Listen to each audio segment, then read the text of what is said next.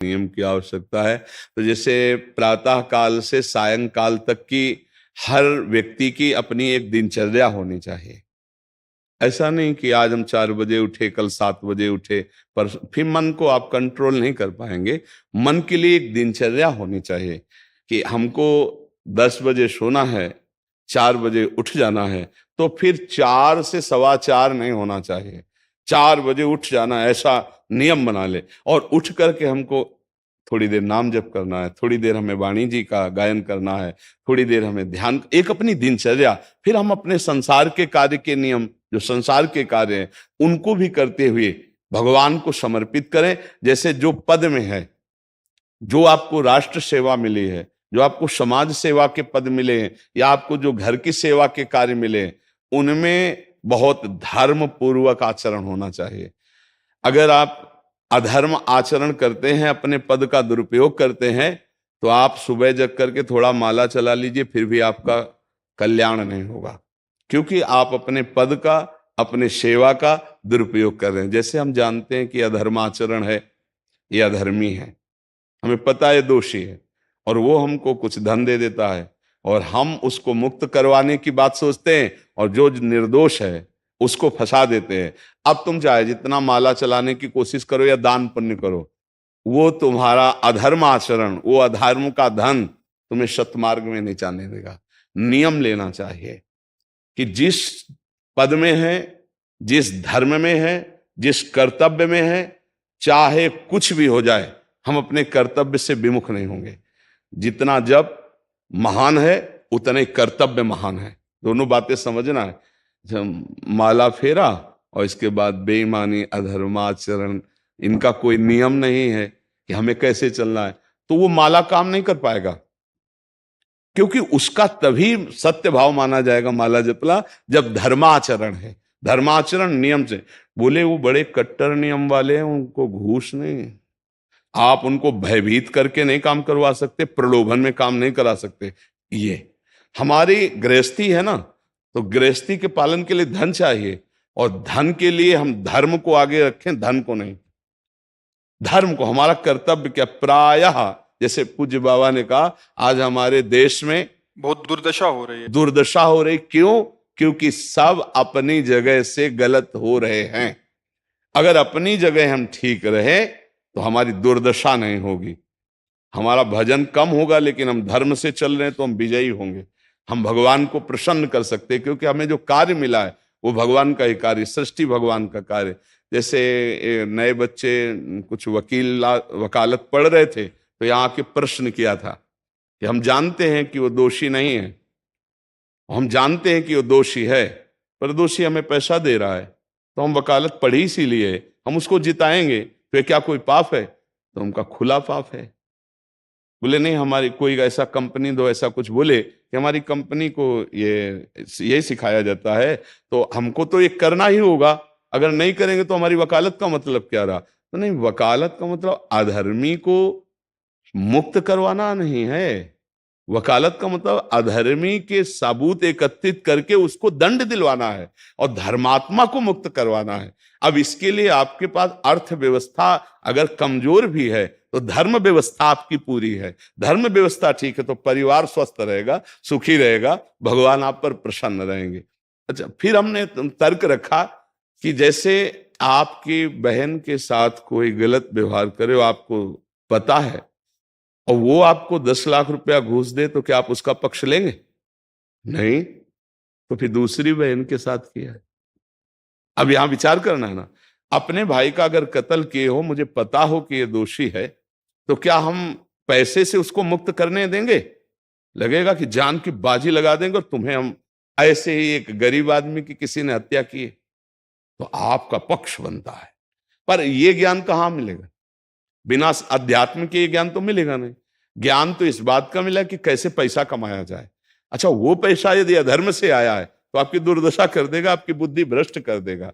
तो जो बाबा कह रहे हैं कि आज हमारे समाज की बड़ी दुर्दशा हो रही, उसका कारण यही है कि हमें अध्यात्म का ज्ञान नहीं, हमें धर्म का ज्ञान नहीं, और बड़ी बड़ी गलतियां हो जाती है। बिल्कुल पता है आदमी निर्दोष है, और हम धन के प्रभाव से उसको दंड दे देते हैं। वो दंडा भगवान जब आपको पलट कर देंगे तो आप सह नहीं पाओगे, उसका परिणाम बहुत बुरा होता है। तो इसलिए समाज को चाहिए अपने अपने कर्तव्य का पालन करते हुए एक नियमावली बना ले। जैसे कुछ दुकानों का नियम होता है कि वहां फिक्स रेट होता है, नहीं होता? वहां ये नहीं चलेगा कि कसम से कहते हैं कि तुम्हें हम अपना जान करके कि 100 रुपया मीटर ये मिला है, हम बिल्कुल मुनाफा नहीं ले रहे। नहीं, झूठ क्यों बोल रहे हो?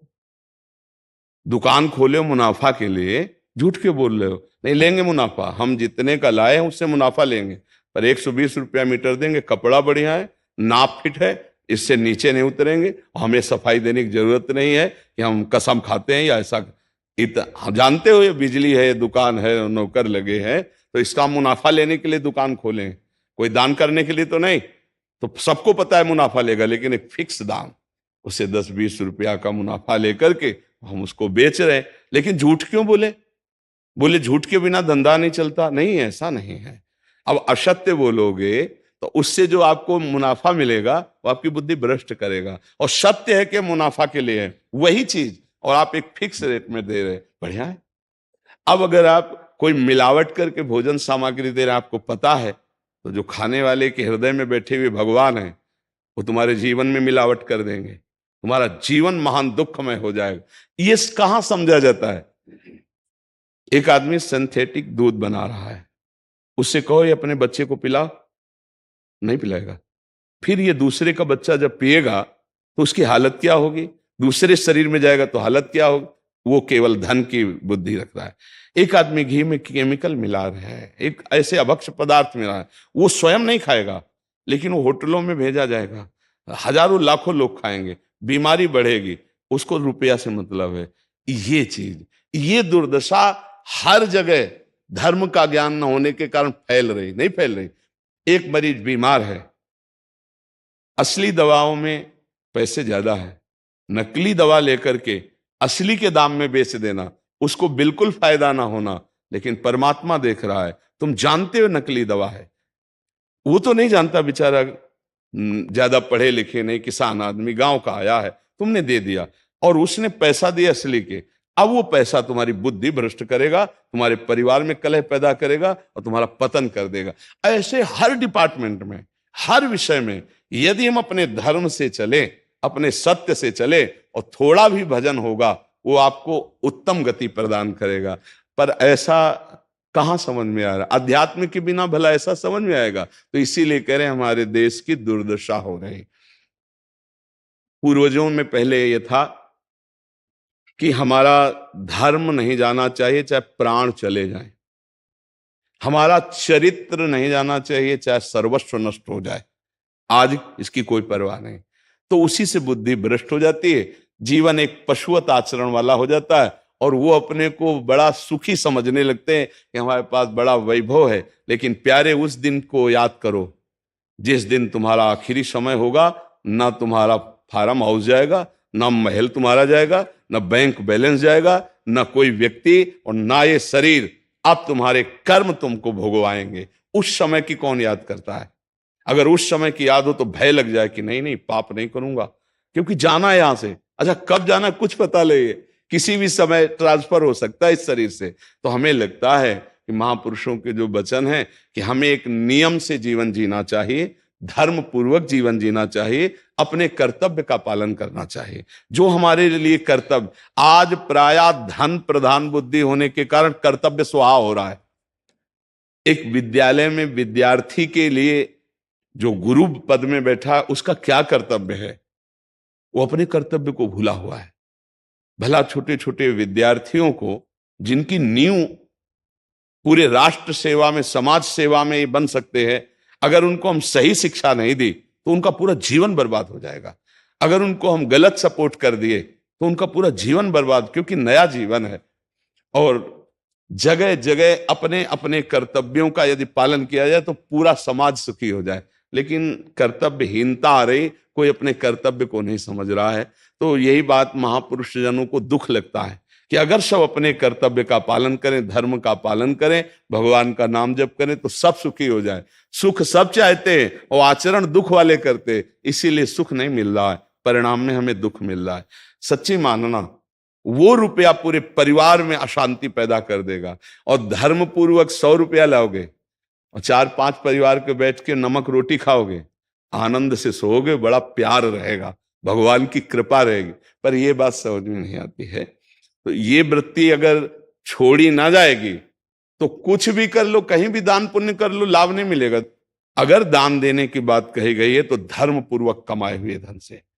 अगर आप मेहनत से कमाए हो ना, 10 रुपया दे दोगे ना, तो 10 रुपये का वो आटा लाके अगर 2 रोटी खाएगा तो खूब वजन होगा।